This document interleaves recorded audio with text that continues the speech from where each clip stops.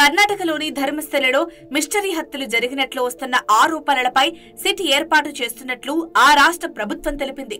1998 నుంచి 2014 వరకు వందలాది మంది మహిళలను నేత్రావతి నది ఒడ్డున పూడ్చివేశారని మాజీ శానిటేషన్ ఉద్యోగి ఇటీవల ఫిర్యాదు చేశాడు. తన చేత బలవంతంగా ఆ పని చేయించారన్నాడు. అందుకు సాక్ష్యంగా ఓ అస్థిపంజరాన్ని PS కు తీసుకెళ్లాడు. అంటే పోలీస్ స్టేషన్ కు తీసుకెళ్లాడు. కాగా అమ్మాయిలు మహిళలను రేప్ చేసి చంపినట్లు ఆరోపణలొస్తున్నాయి.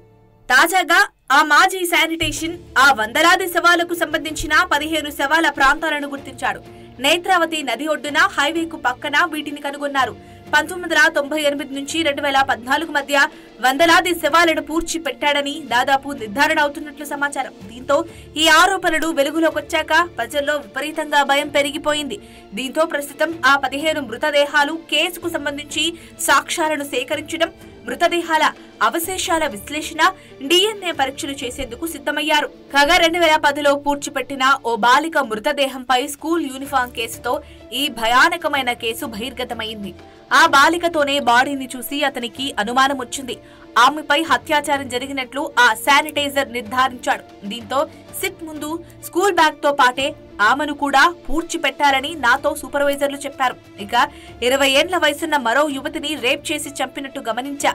ఆమె ముఖంపై యాసిడ్ పోశారు. ఆమె ఆనవాళ్లు దొరకవద్దని ఆమెకు సంబంధించిన చెప్పులు, ఇతర వస్తువులను అన్నిటినీ డెడ్ బాడీతో పాటే పూడ్చేయమన్నారు. ప్రస్తుతానికి ఈ 2 కేసులే ధర్మస్థలలో తీవ్ర సంచలనంగా మారాయి.